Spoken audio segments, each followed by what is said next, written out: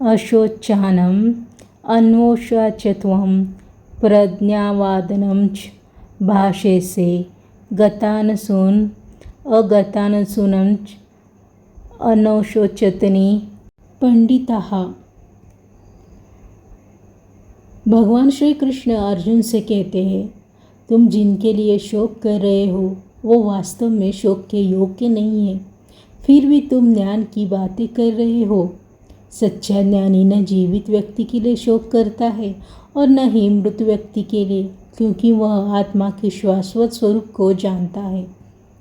यहीं से भगवान श्री कृष्ण का दिव्य उपदेश आरंभ होता है। कुरुक्षेत्र की युद्ध भूमि में अर्जुन अपने ही गुरु, पितामह, बंधु भाव और मित्रों के सामने देखकर विचलित हो जाते हैं। उनके हाथ से गांडीव छूट जाता है, मन भ्रमित हो जाता है और वे युद्ध करने से इनकार कर देते हैं। तब भगवान श्री कृष्ण सबसे पहले उनके दुख की जड़ पर प्रहार करते हैं। वे बताते हैं कि हमारा अधिकांश शोक अज्ञान से उत्पन्न होता है। जब हम केवल शरीर को सत्य मान लेते हैं तब बिछड़ने का दुख असहनीय लगता है, लेकिन आत्मा न जन्म लेती है और न मरती है। शरीर बदलता है, आत्मा नहीं। आज विज्ञान और तकनीक ने जीवन को आसान बनाया है, लेकिन मन पहले से ही अधिक अशांत दिखाई देता है। छोटी छोटी असफलताओं से लोग छूट जाते हैं। नौकरी चली जाए, परीक्षा में अपेक्षित परिणाम न मिले, कोई रिश्ता टूट जाए या किसी प्रिय व्यक्ति का साथ छूट जाए, ऐसी परिस्थितियों में बहुत से लोग निराशा में डूब जाते हैं। यह श्लोक हमें सिखाता है कि हर घटना को जीवन का अंत नहीं मानना चाहिए। परिवर्तन जीवन का नियम है।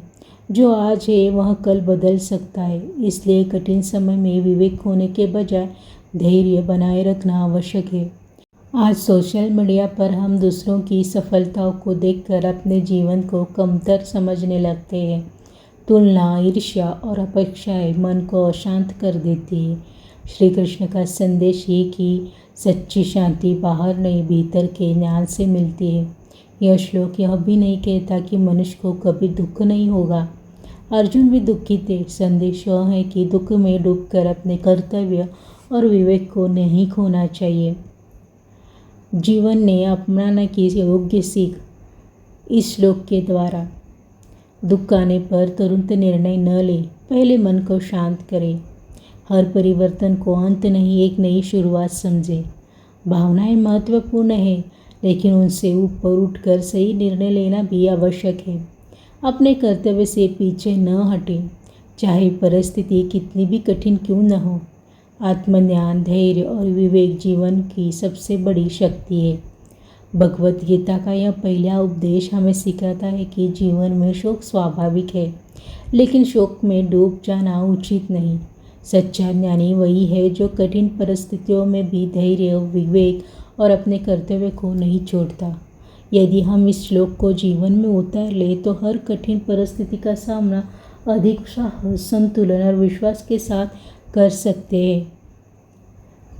ज्ञान वही है जो सुख के समय मन को स्थिर रखे और हमें सत्य तथा कर्तव्य के मार्ग पर आगे बढ़ाए।